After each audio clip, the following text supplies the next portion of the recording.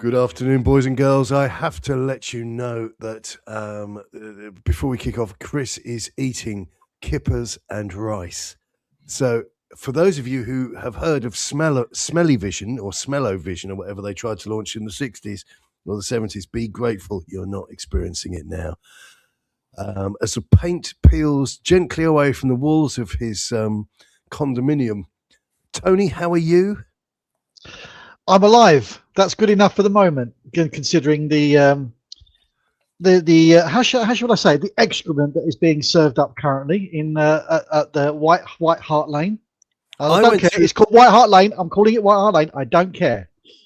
No, I mean, I wouldn't care about the fact that they bulldozed that down to make a cheap buck. No, I'd carry on regardless.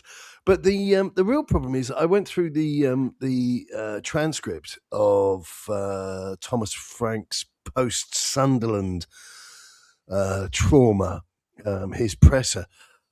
I feel for him. I really do. I've made my position clear. I don't think shouting at him makes it any better because he's been set up, let down, whatever you want to call it, by the board. The team isn't very good, but he's saying stuff like, "I was quite pleased with the first half," and I came home, made a point of watching it, and I thought, I'll do the right thing. I wish I'd just gone out. I wish I'd gone for a walk. I didn't learn anything. I didn't enjoy it. I didn't get any warmth from it, which is probably an appropriate word to use today, as there's the white stuff is down all over the place. But yeah, I'm just not feeling it at all. The first half was okay because we were competent, because Sunderland gave us far too much respect and allowed us to pretty much do what we wanted within reason. And even then, we still looked, a sandwich short of a picnic up front. Absolutely. And then when I knew it came in at halftime. I knew what was going to come out. They'd come out with their tails up, been given a bit of a roasting by the manager. Said, "Look, this lot are here for the taking." Yeah. And the whole of the second half was us very much like, we'll just hold what we have. Had a few sort of half chances, but Sunderland in the second half showed why they're a competitive team and why they've been giving the likes of Arsenal and what have you a torrid time. And we couldn't handle it, and that is where we are. We have the mental strength of an extremely well-worn condom. It's just absolutely ridiculous. The mental fortitude of a British Rail sandwich. Yeah, and I've stuck my I've stuck my hat very firmly on the Frank success. But when you hear stuff like in that presser and other things, it makes it so hard to keep rooting for this guy. It really does. And I'm just getting to the stage now where I'm thinking, I've always been very clear. I've always said, give him a window, give him a couple of windows to see what happens, because we know the shite we've got. But when you hear what he is saying in the pressers now, I'm finding my position less and less defensible. Well, don't forget. Listen, I mean, I'm not going to defend him, but what I will do is refuse to ignore reality. And he's working for a corporation, and you never get a mouthpiece of any corporation come out and say to the general public, i.e. the people that put the money into the corporation, that things are shit and it's your fault. They always come out and say, it's challenging, blah, blah, blah. They use all that language that's on the periphery of the human language, how humans talk to each other. It's not good enough. And the first half was no way entertaining by any shape or form. Chris, how angry are you this week? I was very angry yesterday, and I was even colder because it was absolutely perishing. And you know what? I said to you all in our private conversation, was I wasting my time going? Could I have enjoyed sitting at home with my feet on the settee and surrounded by two dogs to cuddle up to? I wish I'd have gone with my original gut feeling. And where was it? I saw a tweet that Paddy Power put out. The Tottenham Hotspur Stadium is such a tough place to go for Tottenham Hotspur and Tottenham fans. Absolutely right. We knocked down White Hart Lane, a proper footballing stadium where we were close to the pitch. We had an atmosphere to build £1 billion sports entertainment arena.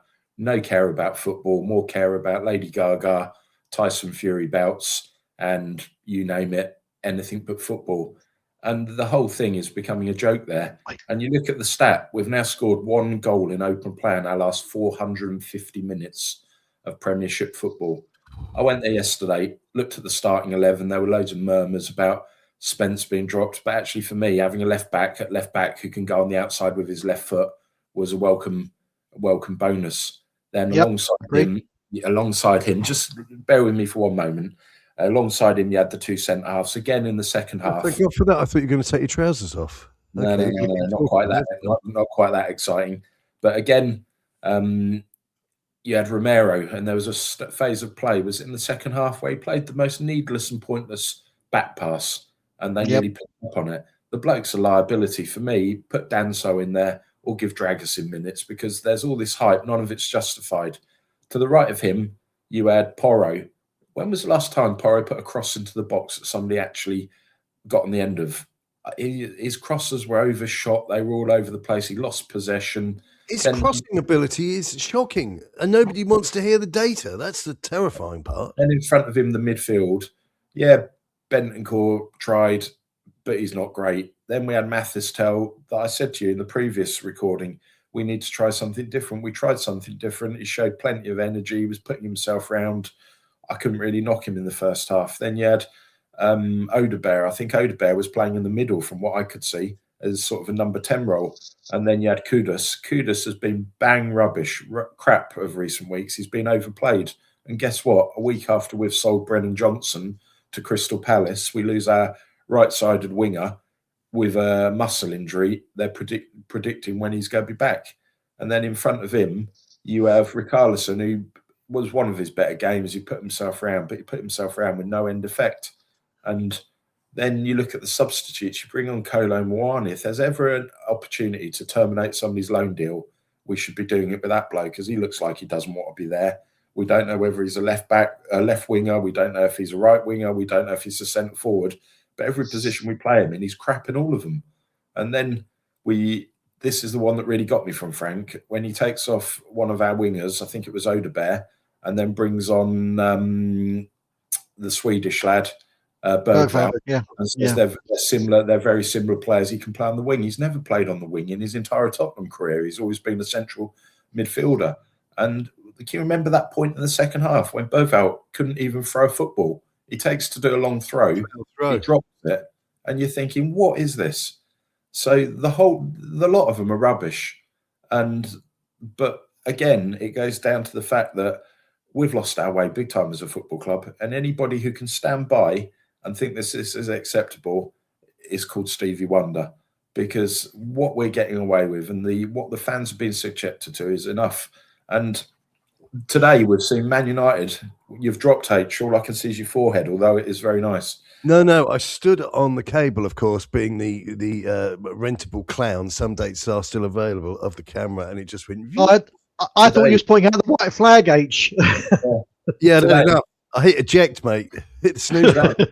Today we've seen Man United acting like a big club and getting rid of Amorim 14 months into his Man United career. There's strong, very credible murmurings that the Liverpool manager is going to be offed, given his marching orders. There's credible. Look. I'm sure there'll be more. Suicides, assisted dying contracts signed before the end of the season. I'm more interested in what's going on at Tottenham. Well, I don't mean that in a snarly way at you, but are we going to buy proper players and get out there and do it? And I heard a couple of days ago from you about Paqueta. Let's call the whole thing off, from West Ham. If we bring him in, not ideal, but he's bloody brilliant compared to some of the junk we've got. So just get on with it. But you look at the two things that are going on. Firstly, I still maintain Thomas Frank is not the man for this club. I wouldn't know. I wouldn't know. I've got an office collection of bits and pieces here, and screws in the bag. I'm never in the mood to do that sort of stuff. Am I the man for the job? Don't know. I don't own any tools. And I don't even have any Fisher Price tools. He needs to be given some proper players, and until he's given proper players, the jury's well out. Well, that team that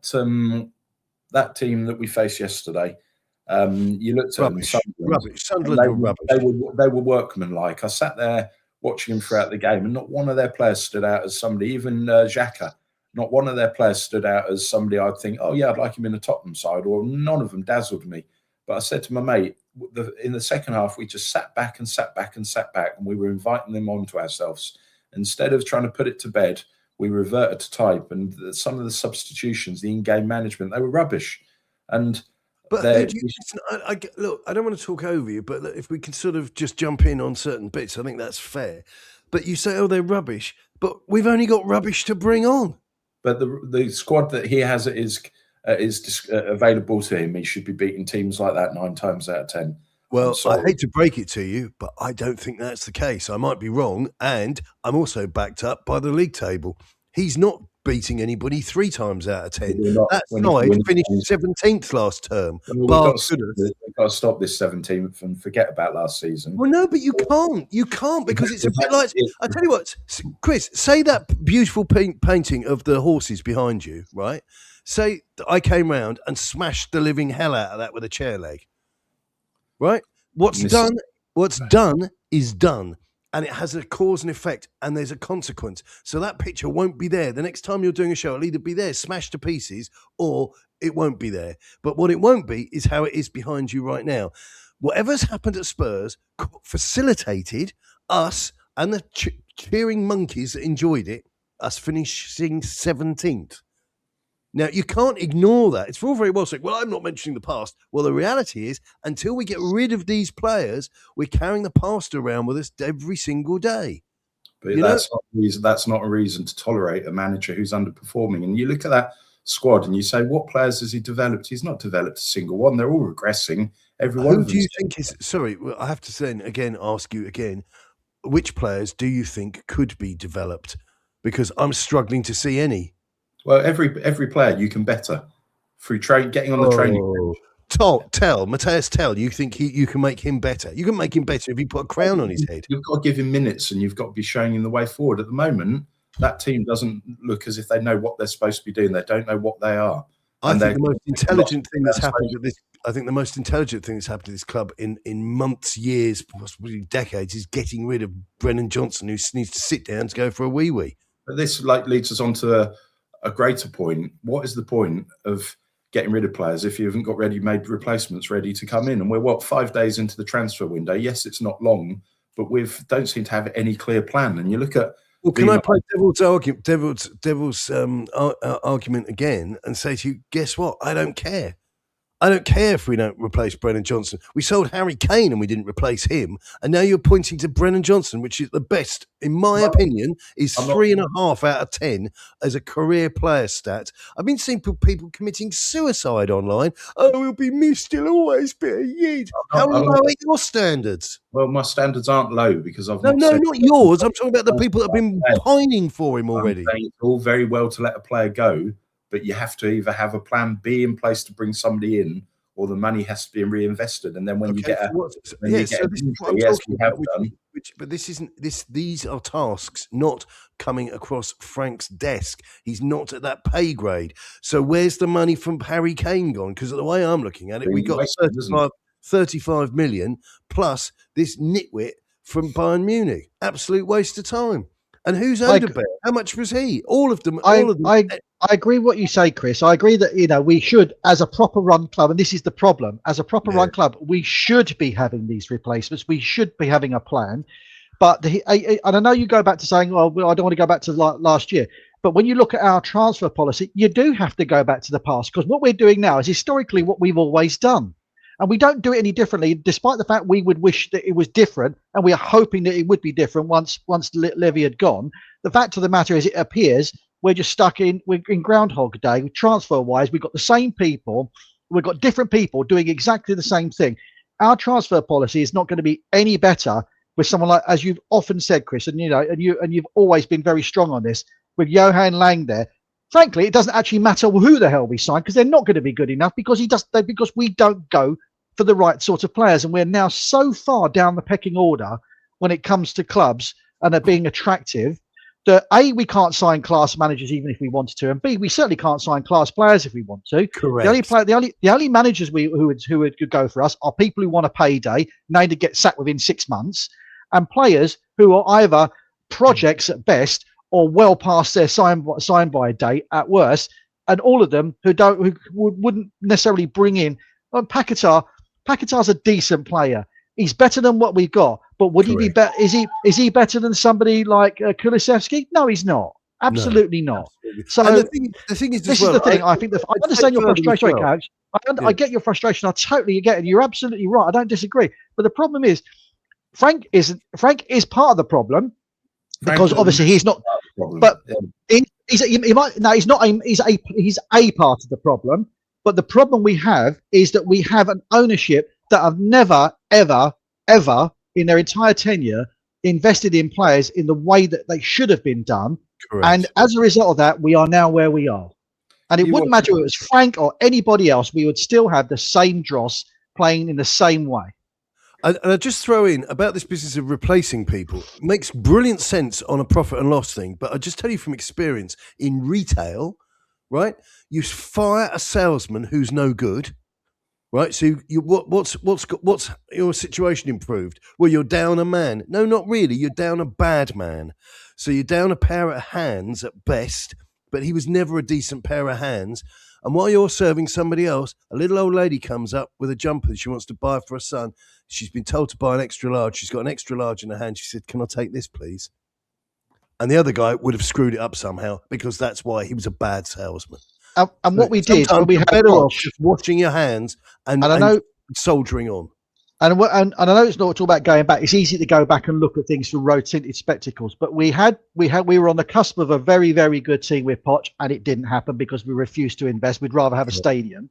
We had CV, as we've said before, we had managers with world-class CVs who basically knew how to do the job. But Daniel Levy's ego decided he knew the job better than them, and that's never worked. And we've never, and we now got and we're now in the situation because of everything that's happened beforehand. And I agree that whilst we don't want to always be looking backwards. And I understand that sentiment, and we want to be moving forward. And people like yourself, Chris, who pay their hard-earned money to go to watch that absolute dross, feel completely cheated out of it. Totally get that. But the problem is, until there are absolute, clear, definite signs and plans and also actions, we can talk about what possibly could happen. It's the actions. It's what they actually do that really counts. And until that happens, we're going to be stuck in his exact circumstance. Getting rid of Frank won't cure that. It might make the play a little bit better. It won't cure it. It'll free up a spot for the next guy to come along. And guess what? You, me, and Tony are going to be just as miserable and angry as we are now. This business, I could be out of turn here, but I'm telling you, this squad, right, which didn't fall out the sky last night, this squad, which was inherited, is junk, right? It's getting junk results. It got junk results last season. You can't draw a line under it, mentally or otherwise, and say, no. Frank should do what? These are his hands. They're not wands. Now, the situation at Brentford was that his side, his club, his buyers, his executives were set up in a manner to run a proficient football business, which didn't have this crazy NFL nonsense and the concerts and all the rest of it. And as I've said to you before, which I will never get bored of saying, they made great margin on the players they bought. There seems to be something inherent in the club where the club they recruit people who want to take responsibility. We're already hearing, and I think today was the first day, murmurings of, they're finding the messaging and they don't like the tactics. And guess what? Is Eric Dyer still here? I'm bored of it. You're not qualified to give me an opinion. If I want to know what's wrong with me and my chest or my toes or whatever, I go and see a GP, somebody's been to medical school. These footballers are junk. I couldn't even ask them what the best item Louis Vuitton is currently selling in his Bond Street store. They're morons. I don't want their opinion on it. It's funny, the players at Brentford under Frank's tenure didn't have a problem with his messaging. No, of course you didn't. Maybe he should go back to Brentford then, shouldn't he? Well, that would certainly make you happier. I think you're right. All these people tell you hanging what. on false hope for the bloke, they're all deluded. This bloke will never take Tottenham to any But success. who do you think? Sorry, can I just distance myself from those remarks in case I may be misunderstanding what you said? Do you think I've got false hope? I don't trust anybody. The next guy, you could bring in Muhammad Ali, fucking Bruce Lee to run this club, and it would go down the toilet. This lot are junk, absolute rubbish. We're never going to get a tune out of them. So you talk about false hope. It seems to me, spin it back gently towards you in your direction, sir, that you're the person with false hope because you think these time wasters, these buffoons, these jackals, these low-life losers, work-shy muppets have got worth a nickel. I wouldn't. Do you know something? I wouldn't even throw them overboard as ballast. They'd probably float up in the air if I was on a hot air balloon. They're a waste of time. I'm going to counter that without shouting at you, H. Okay, and all I will say is when you go into new employment, you know what tools you've got to work with. If you're not happy with the tools, you don't like the conditions. Your employment is very much like mine. You have to be responsible because you can't take a 25 million quid payout and naff off. And I wasn't shouting at you. I was speaking in an animated fashion because I'm passionate about the toilet that we're staring into. As I am, and I maintain that football's a results industry. Yes, but unfortunately, unlike the world that you work in, if you make a big mistake or somebody does something nasty to you, you can invoke something that's called English law.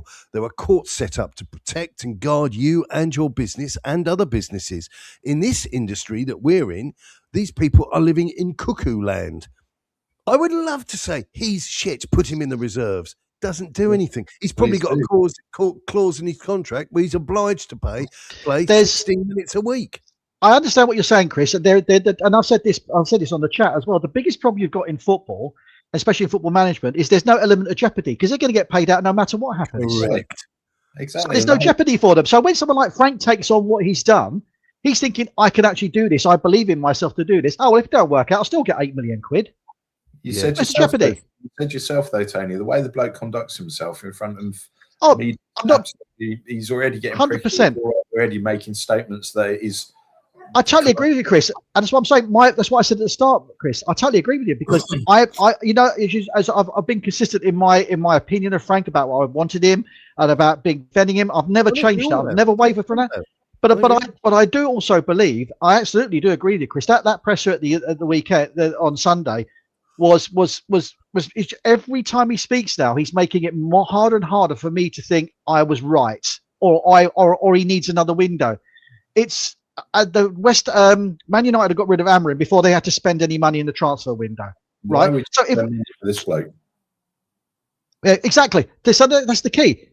Either back him or get rid of him. Just do it now. Just do it now. It's this endless speculation and just get on with it. Absolutely. I have no affection. I am cold towards any of the coaches we've had in. When we hired Mourinho, I am on record as saying, this is a guy I've always wanted to coach whatever football team I supported. And I knew it was going to be a disaster. And what a surprise it was. Because you come to Spurs and it's a grown-over graveyard where the lettering is all chipped away and the weeds have grown over. There's nothing here. There's no hope. There's no positive. There's no future. And the idea that we're going to attack a guy. Listen, I don't know anything about Thomas Frank. I know he isn't getting a tune out of this lot, and I guarantee you, the conductor of the Royal Philharmonic couldn't get a tune out of this lot. This is a dreadful squad, utterly, utterly dreadful. Just share this with us, with the group here. Chris Sperrin, who's on our group chat, just messaged this, and I think this speaks volumes. Chris understands football, he understands Spurs, and he says, my Man United fan best mate is fuming. He said we're as poorly run behind the scenes as you lot are. They're happy to spend the money, but the scouting is shy. It sounds very familiar to me. And I think this is endemic in football. And if we're going to be honest, if you watch most Premier League football games, it's very difficult to find a corker. And increasingly, and I go back to the same arguments of the infantilization, about Gold My Beer and all the other morons that are out there who are incidentally having to work twice as hard in order to sustain their online jobs because they've absolutely set fire to the kitchens they're working in and all the food's coming out burnt.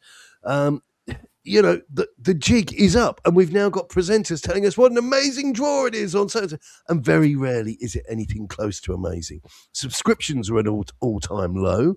Traffic is at an all-time low, and it's not because of my opinion. Don't worry about me. It's about the whole genre of football online. It's in a state of collapse. People are talking about AI. I don't think they've know anything about AI. It's nothing to do with that. It's to do with the fact that people are sick of buying empty boxes.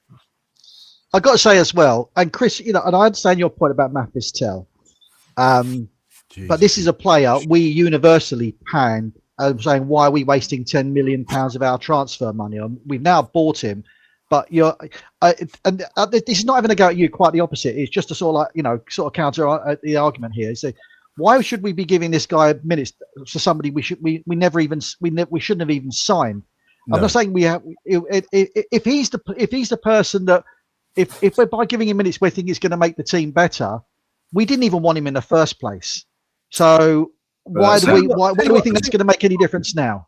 That's beyond our control. But you've got the guy. I see. That's beyond our control. What's beyond? I understand your point, though, Chris. I understand your point, though, Chris. I do understand your point. I feel like it's just if I don't agree with you, you're shooting me down, and I think that's a little bit unfair. And all I will say is Gareth Bale, when he turned up at Tottenham, people were saying he's crap, he's awful. But Redknapp saw something. He persisted. He coached, and he became one of the world's best players. I doubt that Tell will ever be in a conversation about the world's best player. I would say that Gareth Bale actually wasn't very good. Wasn't very good when he joined. Give a man a time. If you're investing in something, give him minutes. He needs 20, 30 games before we can ship him out or say, actually, there's something here. And in the conundrum we find ourselves, we can't just shoot down. Give him and see, and then if he is as we all expect, then fine, move him on. But we're struggling for performances. We've got this squad that is clearly junk, but he knew what he was walking into. But he's got to be innovative. He's got to try new things. If he doesn't, he's never going to know what the possible could be. I thought he made some I wouldn't say innovative, but he made some changes with personnel against Sunderland. Did you rate any of the stuff that he did? I mean, personally, I didn't. Just for the record, in the first half, we showed more energy than we had in the last few games, and it wasn't great. But at least I was seeing, people running, and I was seeing forward passes. And what about the late substitutions he made? Didn't he bring on a young fellow that we hadn't seen for a while? Yeah, but Dane Scarlett's got no future at the club, has he? But by the end of it, we resembled. So you don't want him to mix in any youth. You'd rather him. No, again, you're trying to misquote me as again. No, I'm not. I'm asking you a question. I'm not saying. Are you saying that? I mean, what are you saying? I've said historically in the last few shows that we've got to nurture and give a route into the first team to our youth players, but they've got to be good enough. And Dane Scarlett's a journeyman. He spent time on loan at Oxford, other clubs. And he's not caught light anywhere, has he? No, he hasn't. He's not good enough. But what we did in the first half is at least we were trying. We showed a little bit of energy. But by the second half, we resembled a pub team. By the end of it, we were camped in our own penalty box. All it was 30, 40-yard punts over the top in the hope of trying to find Richarlison. And I think, you're absolutely right in terms of that's exactly how it panned out, Chris. I can't help thinking, and this is just me sort of like thinking in a way, yes, we can be critical of Frank, but I cannot believe for a moment that Frank is telling them go like that in the second half, because that's to me it shows where there's no leadership on the pitch, where there's nobody actually pushing the players up. There's nobody communicating with each other. But more than that, Tony, I'm afraid what I'm going to point at is the past, but we've had this under previous managers where the players have gone into this sort of mental go slow. And the coaches have come out. I remember Ange Postecoglou coming out. I certainly remember Conte basically coming out saying that wasn't the instruction. This is what I'm saying. This is what I'm saying, There's a streak of cowardice through this bloody club, and most of it comes in and out of the dressing room because I think they're treated like princesses. This is what I think. I like you said, Chris, and I do agree. Frank is part of the problem. He's not performing in the way I was expecting or hoping that he would perform. And so his credibility has gone down in my eyes. I still think it's too early. Personally. I still think he needs a window or two. I know you disagree, and that's fine. That's all. That's why we're here and we're talking honestly about it. But if we're going to back, if he's going to stay, we've got to back him. We've got to give him the players that he needs, that he feels that he can actually do a job with, and then he can be properly judged. I think, as you said, can somebody be judged on the strength of this squad? Yes, he can ultimately, but is that actually going to be? Is that going to be a true and fair reflection of what somebody can do? When you talk about he knows that he's got the tool. You said, Chris, is that he know when he comes and joins the club, he knows the tools he's got. But if he's part of that recruitment, he's going to be told, he's going to be backed, he's going to be getting quality players, etc., etc. He's been given certain assurances, and then that doesn't work out. Then he's left with basically the failings of the board for not actually backing up what they said they were going to do. And I'm sure that would always be part of a conversation that any prospective manager would have about what are we going to do to invest in the squad? What are we going to do to make things better? What players are we going to be looking for? That will always be part of the recruitment, I'm sure of that.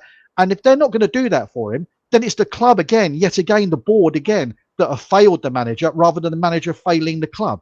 I think what we're seeing is we're no longer being rescued by Harry Kane, who rescued us for many, many seasons.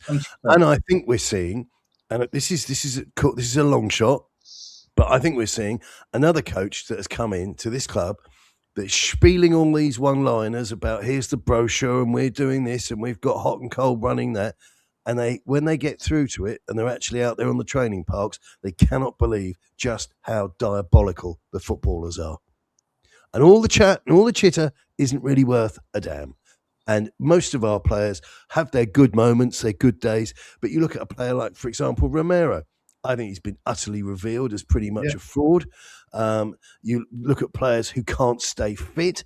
Solanke, we were told, was going to be the template for the world's, Cyber 3000 Robo Terminator centre forward. That's a myth. I don't think he's ever, if he does play football again, I don't think he's going to ever be a prolific goal scorer. Richarlison, Brazilian international, more garbage. You throw away the polystyrene and the cardboard and you keep the TV. The TV that we've got in the instances of some of these players is that big. You can put it on a keychain. There's so little value in that squad. And I'm going to say it again because I won't get bored of pointing out the obvious. Odebear, championship. Tell, championship. They're not good enough. If they can be trained, that's wonderful. I'm having a conversation with our bar manager at the moment. Somebody got fired today. I'm looking to bring in people and pay them money for providing a service. I'm not looking to adopt anybody. All right. So if you're hungry and you're cold and you need comfort, I'll help you out as best as fellow human can. But this is actually, I'm looking for a bartender. So I'm looking at somebody who naturally has an outgoing personality, opposed to looks like they've just suffered some bad personal news. Right. I'm looking for somebody who's got a spine, who can stand up to somebody who's intoxicated and say, don't want you on the premises. Sorry, but you're going to have to go up the road. These aren't unreasonable ways of approaching the world. So Frank has got his hands full, and he's got his hands full of stuff that normally you'd want to wash off really quickly. Absolute junk. Absolute junk. I totally get where you're both coming from, and I'm not. It's not like I'm acting as a moderator. I see both sides of the argument, I've stuck my flag very firmly in the Frank camp. I think Relate should hire you immediately. And I'll put another one into the mix, but Archie Gray, he's just not good enough. And yesterday, I think I'm not sure if he's not good enough, because I think he has actually been tactically misused or abused by both Postecoglou, and now he's been doing it under Frank. First touch on Sunday was dreadful yesterday. Didn't we say though, Chris, as well? Didn't we say, and we said this in the past, that the players that need developing tend to get better around better players? Yeah. And if, I think someone like Archie Gray is probably one of those players who will get better around better players, because I think his quality, he's got the quality there. It's easy for us to guess. This is all guesswork, and we're just going with our feeling here. But until we get better players around players like Gray, we won't know, because he's surrounded by dross. He gets dragged into the mix. He ends up being I didn't think he necessarily was. He didn't have a very good game, but he wasn't the worst by any means. There's many culprits yesterday. But I think somebody like Gray and Bergvall, the guys who show promise, will be much better when they have better players around them who can nurture them, who can show them how things work, about quality, about play, about speed of thought.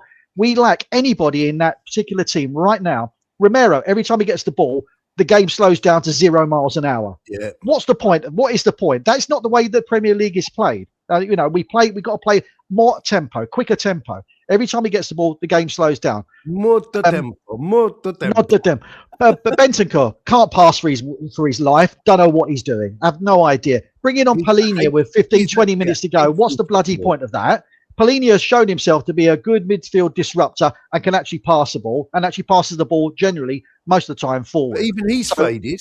Of course, everybody fades when there's nothing going on. I mean, look at the whole squad. Just there isn't one of them. If you look at them, there isn't one of them you can put your hat on and go, oh yeah, he's a good player. We can really build something around him. There isn't anybody. Not one single player. Not one of them. I get sick and tired of going to these games and watching so many sideways and backwards passes. Yeah, 100%. 100%. Boring thing I've ever seen, with a speculative 40-yard punt up front, hoping that we can find Richarlison. Yeah. And my wife is constantly saying that. She watches the TV. She says exactly the same thing, Chris. She says exactly the same thing. She's not spending her hard-earned money like you are. The amount of people around me where I sit, they've all had enough, and it was like, it is just the most painful thing. I can't imagine how your life is, that you're getting sucked in every 2 weeks or whatever it is to make that journey that's costing you that amount of money, and then the product you're getting, beyond, of course, your £8 can of cider. I've moved to £2.50 Bovrils. It's the way forward. They are sensational, aren't they? I used to get. I put in the message. I used to get them from a place in Harrogate. They cost nothing. I think it was not even a wholesale. It was a pound shop, and they worked out 22p for a thing each to have in your office. I mean, obviously Spurs have got to charge to make cover their overhead. I'm being sophisticated. I always stick my finger in the empty cup and scoop the beef stock round the bottom. Now you're talking. Now you're talking, fella. That's not sophisticated. That's just common sense. That's just common sense. After your fish lunch, I'm not in a position to discuss food with you. All you need is a bit of bread and butter, mate, to do that as well, and that'll finish the deal. That would be the pièce de résistance of indeed the cherry on top of the shit cake that is Spurs. Yeah, and the shit cake at the moment is being overseen by Vinay. And where is this man? At a time you need it, he's getting paid 1.5 million a year plus performance-related bonuses. He's busy making more LinkedIn hires. That's what he's doing. He's an Arsenal plant, isn't he? There's no bloody point with this guy. He's an Arsenal plant, and he's been. Not that we needed to self-destruct, but he's been brought in to see the job through. It's a football administrator. He doesn't know anything about football. I get more angry, and this is the way my mind is wired, and it's got nothing to do with you, Chris, because like I say, I think you're in a very exposed position, because I think if I was going backwards and forwards to fucking N17 and seeing this dross, I'd probably be singing you on the same hymn sheet. But my mind is Vinay and Lang and all of these other deadbeats in their wool mixed suits. I'm sick of the sight of them. Oh, they're talking in platitudes and, oh, yes, we're looking forward to this. Get the bloody team right. Get some men in there with spines. Well, look at, when you recruit people, what you want to do, and you've said it, you've both said it as well, you want to recruit people who are better than what you already have. Because Correct. There's no point in just replacing somebody for the sake of replacing them. So why did Lang get a job? Yeah, because exactly. He wasn't better. He wasn't better than what we had.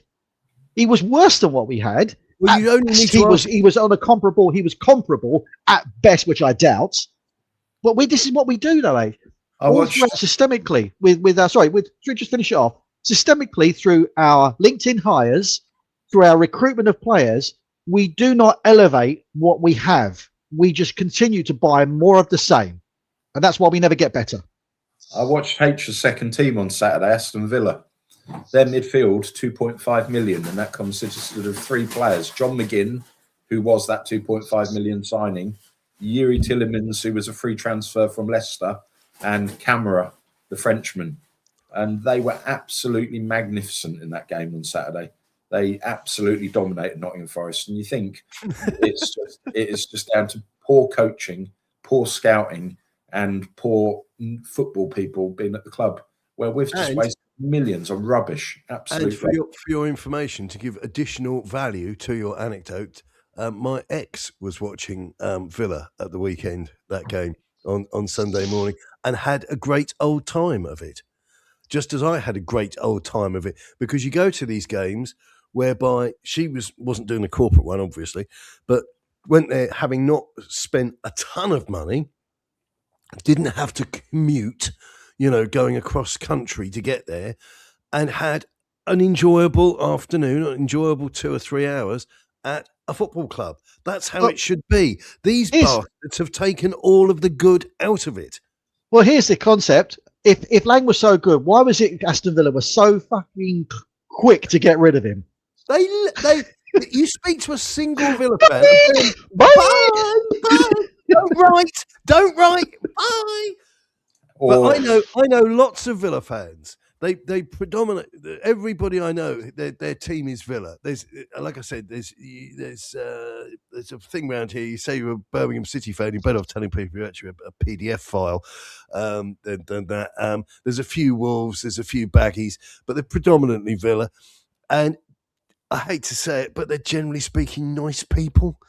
They're not like or like Scousers or whatever it might be. They don't have about them those things that you find uncomfortable being in the same room with. And not one of them has got anything nice to say about Lang. Not one of them. Well, the same could be said about Paratici. The Juventus fans were doing cartwheel rolls when he left the club. They were probably seeing somebody who could get them into a lot of trouble with Larry Law. The guy doesn't come without the unmentionables, chasing him. And it's rich that someone like Paratici, with his background, with his dubious background, and it's not even dubious; it's proven illegal background. It's completely proven. For him to be turning around and casting aspersions on Frank when sorry, mate, you're a convicted criminal.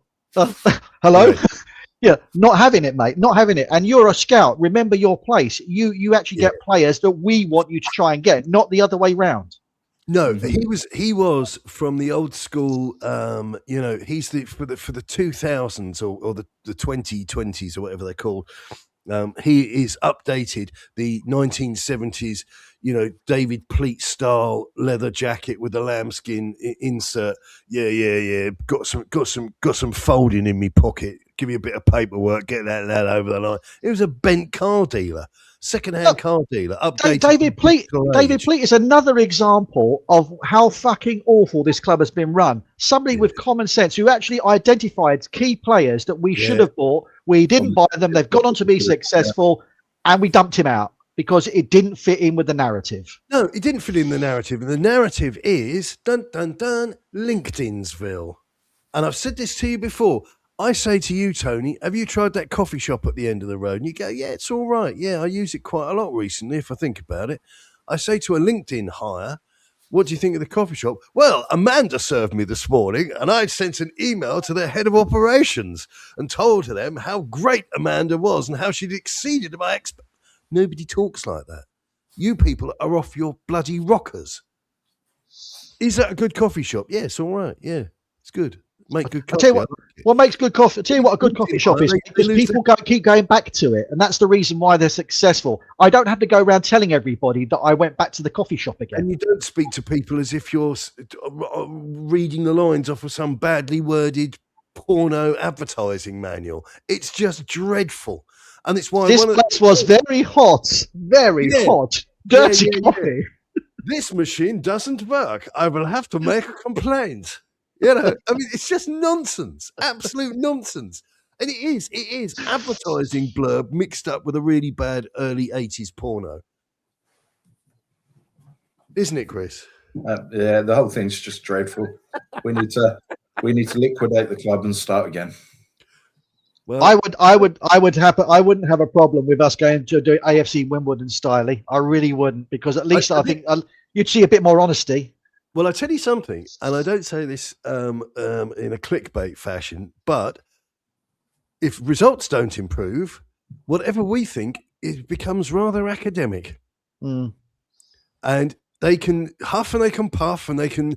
What was it? They rejigged the thing with the tickets so you can let him walk. Without them having to pay the 60 quid or whatever. They can do all that all day long. They need to rectify the core underlying principal values of the club, and if they can't do that, and I think they're incapable of doing it, I would love the Lewis family to come in and spend big, show us some intent, even if they don't get it right. Doing something this winter make my heart sing, but I don't think it's going to happen. Well, that was a PR stunt. That was a massive baldy area called Baldy. Obviously, we're given my current circumstance, but we know who we're talking about here. Are you saying that your hair was about to grow back at any moment? Is that what you're saying? It could be a spontaneous hair growth. Spontaneous human combustion. The same thing can apply. The same thing can apply. Hell of a party you got there, son. More re-fucking gain as opposed to regain. But that was a PR stunt. The best PR stunt you can possibly give from a club perspective is to go out and buy decent players. That is the best PR stunt you can possibly have. No, I mean, and I listen. I truly hope that the Lewis family get their act together and come out swinging. And I tell you something: if they don't, I don't really want to hear another peep out of them, because whatever they do in the summer, it's a summer window. If they don't reinforce Frank's position now, and only they can do it, he can't do it. So let's work on the basis that he has only at his disposal all the words in the English language he knows, and he only has at his disposal the junk, the absolute leftovers that's in that bloody dressing room that finished 17th last season. Whether you want to hear it or not, choice is entirely up to you. But the reality is that's the level they have proven they can deliver at. Well, according to obviously that post as well, Chris, I think you put on the chat about the players being confused with the tactics, blah, blah, blah. That was all the stuff they were talking about under Ange last season as well. So I'm sorry, you got two different managers trying to do different things, and the same set of players still saying the same things. They're clearly mentally incompetent. Well, they clearly don't. They clearly are awful. Well, that asks questions about your scouting and your due diligence and what. Absolutely. What due diligence? Absolutely. This is the same club that gave us Tanguy Ndombele, for goodness sakes. There is no due diligence. And Jed Spence, I'd forgotten about that. Jed Spence, when he came on, did you notice that while Frank was talking to him and the other guy, that Jed was deliberately looking straight ahead and sort of going, yeah, well, let me at it, because I should have started, really. If his attitude has gone back down the toilet, he can do one as well. We'll sell him off to Palace, and he can go and be a superstar for them. It doesn't work that way, does it? Football, unfortunately, and not even the right way. But the players hold the power, and if they take a disliking to this bloke, they'll see him off. Like we've seen it time and time again. Yep, no, I don't disagree with that either, Chris. Unfortunately, but it just shows the retards that we have in our team. I'm just saying that the descent from that chap, we've seen it a second time. The first time was with Mickey van der Ven when he was leaving the park. And he was playing the big shot. He's still earning his dues. He's got a couple of England caps under a former Chelsea boss. Ooh, colour me impressed. Don't give a damn. You're a nobody. You're an absolute nobody. And how much is Jed Spence on? Nobody money. So nobody money in the football world. These players. This is the thing I cannot understand. And obviously, I am not an ex-football player. Otherwise, I wouldn't be having to work for a living, because these guys can stop working when they're 30. You wouldn't be talking to us two wankers. Well, I wasn't going to say such a thing. I would never cast aspersions on your personal habits, but that's sort of that's the way it is. But as part of, I know some footballers, reasonable level. Not saying that this sort of level. But they're intelligent guys. They understand when they're being told to do something. They understand what they're being told to do. These people have been cosseted and coddled throughout their entire career, since the age of probably 6, 7, 8, 9, that sort of thing. If you cannot understand the lexicon of football by now, then you don't deserve to be there. End of story. You do not deserve to be there. Intelligent players, guess what? They tend to do good things. They tend to be very intelligent, articulate, understand the game, understand what the manager wants, and produce that on the pitch. If they have a problem with Ange, as they did, and with now they're saying with Frank as it is, I'm sorry, that's on you. You're the problem, not the managers. Tony, I thought you would never go disclose your relationship with Adam Johnson and Thomas Partey publicly. Again, Chris, a gentleman never tells. I thought you were worried about the negative PR it might attract you. All I know is that the baby vans with Johnson's baby oil pulling up at his house, they're still going thick and fast. That's a cover for KY jelly, mate. That's the problem. So what we're saying is, I was right, and the pair of you are still undecided. Is that right? No, I've been consistent with I haven't changed my point of view at all. I've been consistent. I'm joking, of course. I'm joking. So who do we play? I think Luna disagrees with you. I think she still thinks you're a twat, mate. I think that's what it is. You see, no, you're a twat. There you go. Well, that's what she said. Well, the trouble is, this is. he thinks we're his dogs. You stay there. I think, Chris, I'm going to go and check. We're not going to have a guest appearance. So I thought we was going to have a guest appearance, Chris. No, I'm trying to separate two unruly punks having a fight. What are they doing when they're fighting? Are they doing anything unmentionable? No, sort of proper old school sort of keys into the face and elbows and biting and throwing the occasional headbutt in. They're headlocks and Chinese burns. This is what Tottenham's done to them. Who do we play next? Who do we lose to? We are losing to Bournemouth on Wednesday night down at the Bournemouth ground. I'm going to start doing advertising on this channel, and I'm going to set up my own channel for the pub, because we've got Sky Sports being fitted today, which hopefully will do some good. Lots of Villa fans walking past us at the moment. Did you show the Sky technician the quality that you get on the illegal fast stick, just to say, can you make sure you match this? No, what I did do is I sent him your full name, legal name, home address, date of birth, mother's maiden name, and said that you I would definitely recommend, and were great service. Well, please do, as then I get an extra month added on, so it'd be because I said to him I wouldn't know myself. Ignore the Boy Hotspur logos on the fire stick. I said to him I wouldn't know myself, but my good friend Mr. Christopher B of the following blah is always happy to hear a knock at the door. Is what I said, which is 22 Acacia Avenue, as Iron Maiden would have it. Yeah, 22 Acacia Avenue. Yeah, correct. But it's we've got the tellies going up, and we're still waiting to receive a 90-inch TV. Which should hopefully blow the flies off the. And there's another point you make. Talk about Bournemouth. Bournemouth against Arsenal gave them a bloody good game. Gave them an absolute game and a half. Narrowly, and as disappointing and as annoying as this is going to say it now, that league is Arsenal's now. It's theirs to lose. Yeah, it's theirs to lose now. Man City gave us a bit of hope, but now it's theirs to lose. And this is the season I think they're going to do it. And as much as that pains me to say so, they deserve it, because they've been consistent, they've been stronger, they've been better, and they deserve it. As much as I hate saying that because of who they are and what they are, etc., you've got to just hand it to them. If they win the league, it will be because they've deserved it and they've been consistent enough. But Bournemouth gave them a bloody good game, and every other team I've seen has given Arsenal pretty much a bloody good game, except us. Bloody good game. Well, bloody good game. Bournemouth Wednesday night, and then Villa in the Cup Saturday. If I'm being honest, we don't get anything. Can't see a win out of those. Can't see a win out of those, either of those. No, agreed. And then we're in this transfer window. We're speculating. We are looking. We're monitoring. We're observing. How about we just actually go and sign some players? So, looking at Bournemouth, Tottenham Hotspur, Bournemouth are favourites. Spurs are out to about 3s, and the draw is a little bit worse, nearly 4s. That doesn't. I'd go 2-0 Bournemouth.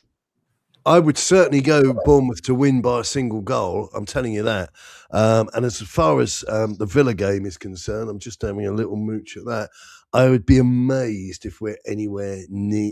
Depends on the team he plays. It depends on whether he wants to take the cup. If he wants to take the cup seriously, if he plays his normal squad, we'll get beaten. We'll get beaten, no question. I totally agree, Tony. I don't think he knows what he's doing. I don't think he knows his best 11. And we're notional favourites against Villa, not by much, by tissue paper, which suggests to me that they think that Villa have already got too much on their place with Europe. On their plate. Yeah, it depends on what Villa. It depends on what Emery does with his squad. It depends on whether he plays a full strength 11 or not, or whether he decides just to sort of like throw a couple, throw most of the youth at it or the second team at it and see what happens. Because if he plays his first full strength squad, we ain't winning that game. I'm going to call it, and I think Emery is a shrewd cookie, and I think he'll think that Spurs can he can do a job on them, on us, and that's getting a big name side out of the cup and progressing nicely, and that'll put them in a good position for the next round. But Bournemouth and Villa, I don't see more than a point out of either of those games if they were both league games. But certainly, I'd be amazed if we got more than a point at Bournemouth. Absolutely stunned if we got more than a point. And do you think I think that's wild. I think that's wildly optimistic, frankly. Sorry, Chris, what was that? And would that surprise you if we got nothing from those based on our recent? No, absolutely not, because I've seen the way we're playing football, and I listen. You were there, so I'm going to always doff my hat to that. You were there. I didn't enjoy the first half. I didn't see anything. All I saw was an underwhelming Sunderland side hang on, and when they didn't hang on anymore, we upped our game. Or it appeared we upped our game. I think we're a junk side, and I don't think we're capable of beating anybody good. When was the last time you generally enjoyed a Tottenham game? As I rack my brains, and I can't think of it's going back 2 or 3 years. From a football perspective, it's been a long time. It's been a long time. That's an honest comment. I think we now actually.